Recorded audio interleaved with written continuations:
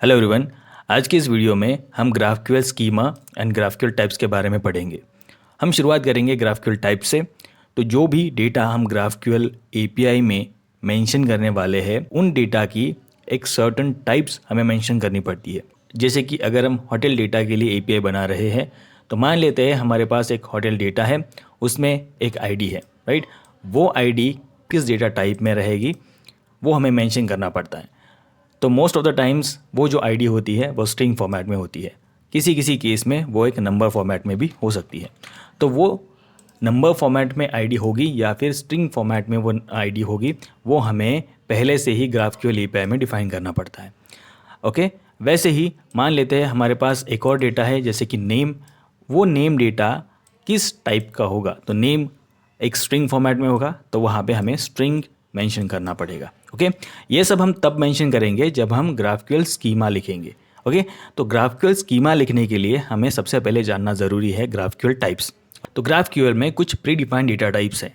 Pre defined data types को हम GraphQL में कहते हैं स्केलर टाइप्स। तो अगर हमने जावा पढ़ी होगी या फिर हमने C++ पढ़ी होगी तब हमें पता है उस प्रोग्रामिंग लैंग्वेज में भी कुछ डेटा टाइप्स पहले से ही डिफाइंड होते हैं, जैसे कि इंटीजर हो गया, स्ट्रिंग हो गया, तो इन्हें कहा जाता है प्रिमिटिव डेटा टाइप्स। वैसे ही ग्राफक्यूएल में भी अपने डेटा टाइप्स डिफाइंड है, उन्हें कहा जाता है स्केलर टाइप्स। तो ये सारे स्केलर टाइप्स हमें ग्राफक्यूएल में देखने को मिलते हैं।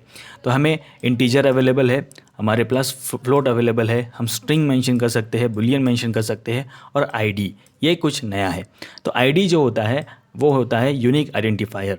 ओके, यानी कि वो स्ट्रिंग भी हो सकता है या फिर वो यूनिक आइडेंटिफायर भी हो सकता है, यानी कि स्ट्रिंग नंबर्स का कॉम्बिनेशन भी हो सकता है।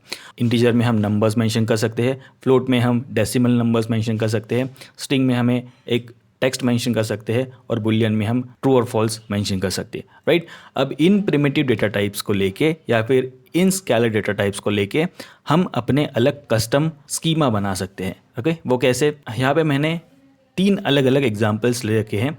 तो ग्राफक्यूएल में जब हम स्कीमा लिखेंगे तब हमें स्कीमा मेंशन करने के लिए टाइप्स पहले मेंशन करना ज़रूरी है।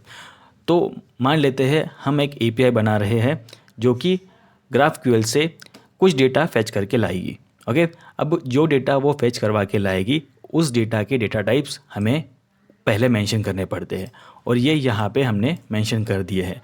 तो हमने क्या किया, सिंपल हमने टाइप कीवर्ड लिखा जो कि मैंडेटरी है ग्राफक्यूएल में। जब हम किसी भी टाइप को या फिर किसी भी क्वेरी को या फिर म्यूटेशन को, सब्सक्रिप्शन को जब मेंशन करेंगे सबसे पहले हमें टाइप कीवर्ड लिखना इंपॉर्टेंट है। ओके, तब जाके ग्राफक्यूएल को पता चलेगा कि हम क्या डिफाइन कर रहे हैं। तो सबसे पहले हमने कीवर्ड लिख दिया टाइप, उसके बाद हमें मेंशन करना है नेम ऑफ टाइप। ओके, तो यहाँ पे हम क्या कर रहे हैं, हम होटल एपीआई के लिए स्कीमा डिफाइन कर रहे हैं या फिर होटल एपीआई के लिए हम टाइप डिफाइन कर रहे हैं। तो उस केस में हमने यहाँ पे नाम दे दिया होटल। ये कस्टमाइजेबल है, हम इसे कुछ भी लिख सकते हैं। हम यहाँ पे होटल की जगह पे किसी और नेम को भी लिख सकते हैं। ओके, अब इसके अंदर आ गया इंपॉर्टेंट चीज़। अब यहाँ पे क्या है, जो भी होटल एपीआई हम बनाने वाले हैं वो इन पैरामीटर्स के साथ डील करने वाली है, राइट। ये पैरामीटर्स क्या है, ID, name, address, city and ratings. अब जब एपीआई रिस्पॉन्स मुझे मिलेगा तब जो डेटा मैं एक्सपेक्ट कर सकता हूँ तो ये सारा डेटा या फिर इसमें से कुछ डेटा मैं फेच कर सकता हूँ। ओके, इसके अलावा अगर मैं कोई और डेटा फेच करना चाहूँ जैसे कि होटल इमेजेस, वो मुझे अवेलेबल नहीं रहेगा। अगर मैं क्वेरी लिखता भी हूँ इमेजेस फेच करने के लिए तब वो मुझे एरर दे देगा, क्योंकि यहाँ पे वो मेंशन नहीं है, उसका टाइप यहाँ पे मेंशन नहीं है, राइट। स्कीमा लिखना काफ़ी सिंपल है, हमें सिर्फ टाइप लिखना है, उसके बाद हमें स्कीमा का नेम दे देना है, और उसके बाद हम जो भी पैरामीटर्स उसके अंदर एक्सपेक्ट कर रहे हैं तो वो पैरामीटर का नेम, उसके साथ ही साथ वो पैरामीटर किस टाइप का होगा। जैसे कि ये आईडी है, वो आईडी टाइप का है, और हमने पहले ही देख रखा है आईडी टाइप हमें ग्राफक्यूएल में अवेलेबल है। उसके अलावा स्ट्रिंग, फ्लोट, जिस भी टाइप का डेटा आप एक्सपेक्ट कर रहे हो वो आपको यहाँ पे मेंशन करना पड़ता है। ओके, तो सबसे पहले हमें ये चीज़ जाननी ज़रूरी है कि ये टाइप होता क्या है। ये टाइप हमेशा होता है रिस्पॉन्स टाइप।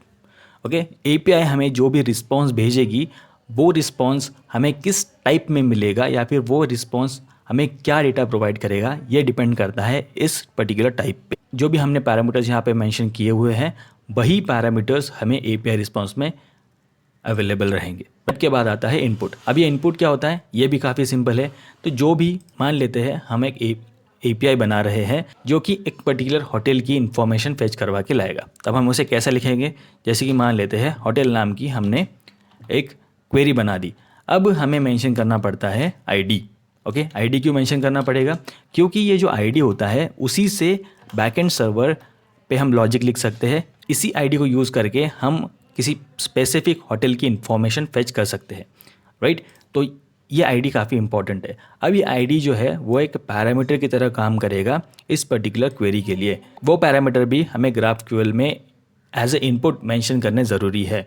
तो यहाँ पे हमने एक इनपुट पैरामीटर्स की लिस्ट बनाई और उन इनपुट पैरामीटर्स को भी यहाँ पे डिफाइन कर रखा है।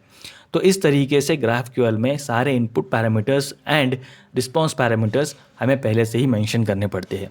अब इनम्स क्या होता है? इनम्स भी काफ़ी सिंपल है। जो भी कॉन्स्टेंट्स हम यूज़ करने वाले हैं GraphQL में वो भी हम इनम के थ्रू पहले से ही डिफाइन कर सकते हैं। तो ऑल इन ऑल हम ये कह सकते हैं कि GraphQL में हम जो भी डेटा यूज़ करने वाले हैं, जो भी पैरामीटर्स यूज़ करने वाले हैं, उन सारों के डेटा टाइप्स हमें पहले से ही डिफाइन करने पड़ते हैं और वो डिफाइन करने का तरीका ये हमने अभी देखा है।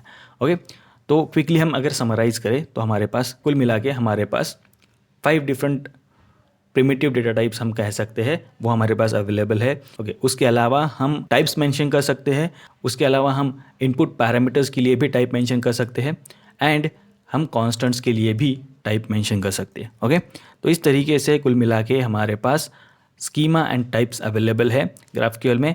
हम इसे और अच्छे से जानेंगे जब हम एक्चुअली में APIs इम्प्लीमेंट करना स्टार्ट कर देंगे। लेकिन अभी के लिए हमें इतना ध्यान में रखना ज़रूरी है कि हमारे पास कुछ स्केलर टाइप्स है जिन्हें यूज़ करके हम स्कीमा टाइप्स लिख सकते हैं।